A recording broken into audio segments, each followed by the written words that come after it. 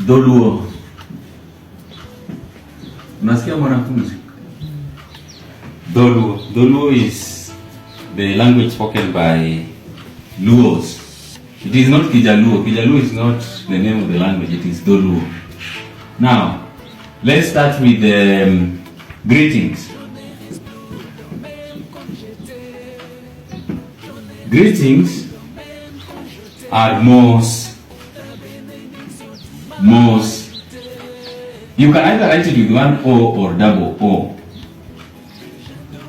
But the risk of writing it with one O is that you can also read it as Mos. The famous Mos. You know, it's written like that, Mos. But this one is Mos. So that's why I would prefer we write it with double A, Mos. And the good thing about Dholuo is that you read it the way it is written. So let's go with good morning. Good morning is Oyaore. Oyaore. Good morning.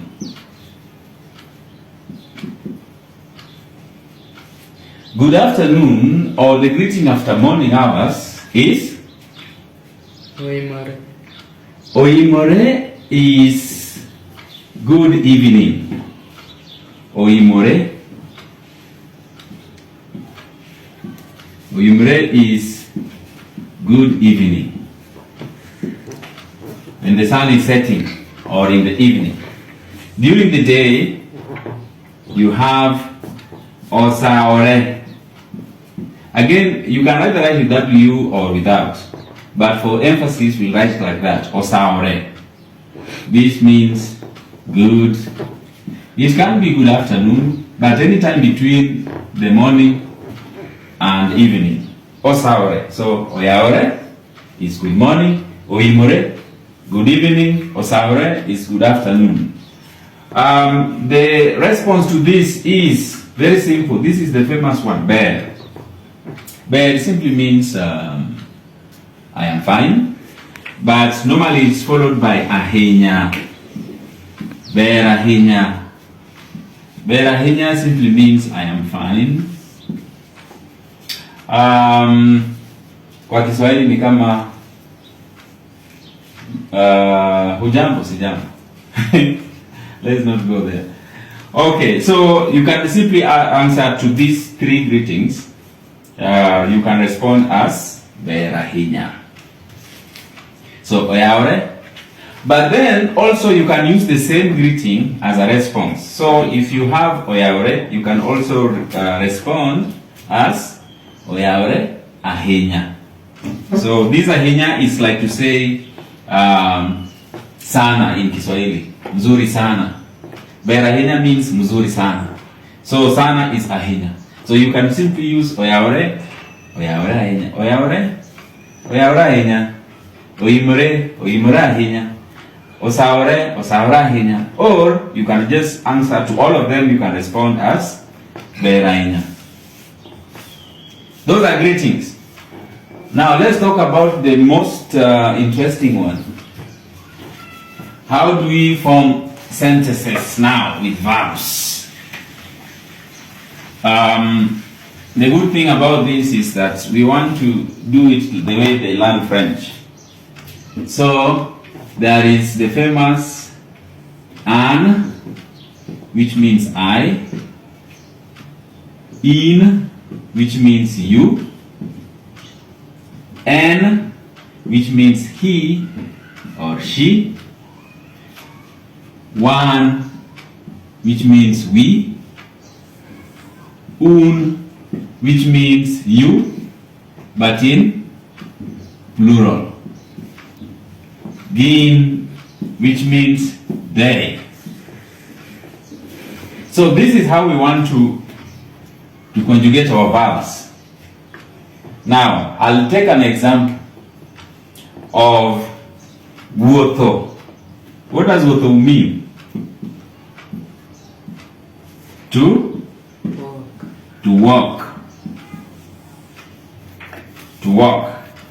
So if I want to say awotho, this one here, awotho, okay. If you want to say I'm walking, we say awuotho. I am walking. If you want to say in you, you say you are walking. You say iwuotho. And that is he or she. If you want to say he or she is walking, you say owuotho.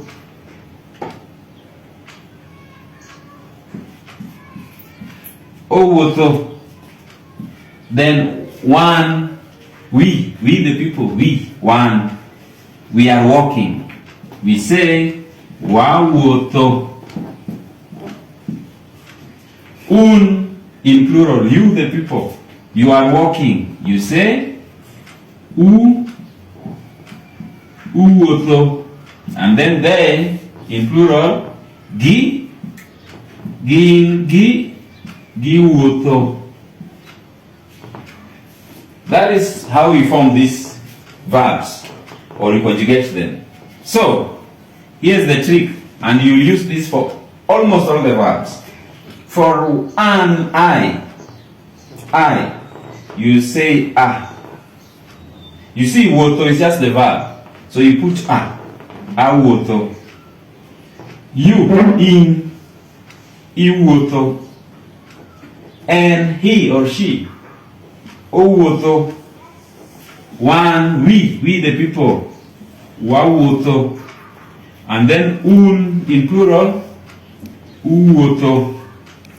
Gin, they, giwuotho. So all you need is to know that. So you can almost form any other, conjugate any other verb using that. You simply say a, I, o, wa, u, gi. So let's take another verb like to cook. To cook is tedo. Tedo is to cook.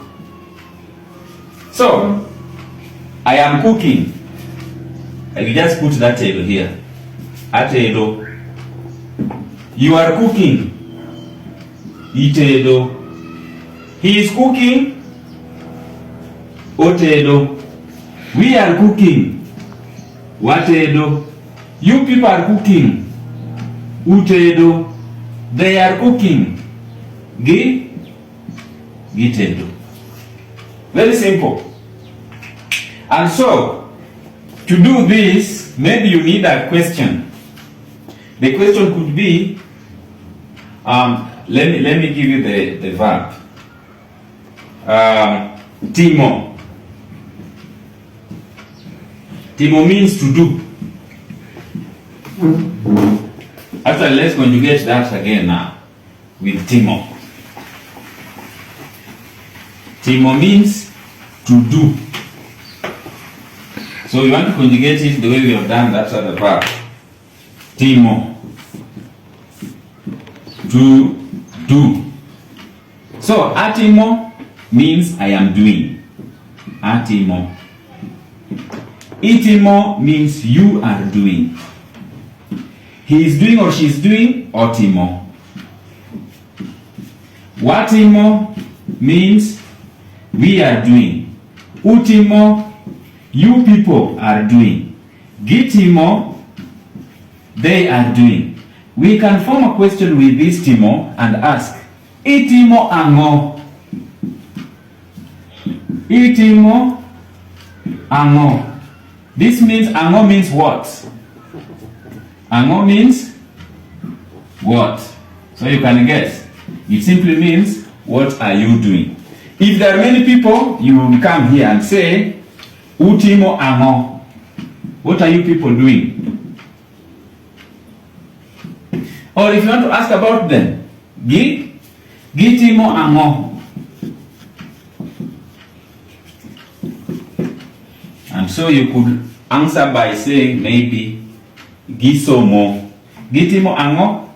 Somo is to read. So if the question was gitimo ango, you just come in our conjugation here, you look for gitimo. Gitimo ango. So the trick is gi. So you simply say gi, gisomo. They are reading. Utimo ango.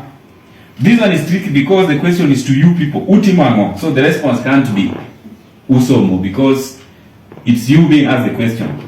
So it means that you are many, you respond with we. What are you people doing? We are reading. So we are reading is wasomo. In itimo ango, you. In itimo ango. Then because it's you alone, you respond with asomo.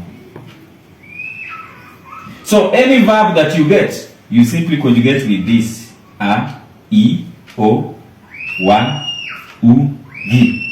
And you have very many verbs. You could have things like nindo, which means to sleep. Anindo, anindo, I am sleeping. Wer is to sing. Awer, uwer, giwer, and so on and so forth. So that is how you form sentences in Dholuo. Dholuo meat. If you hear Dholuo, Dholuo meat. Meat means tamu.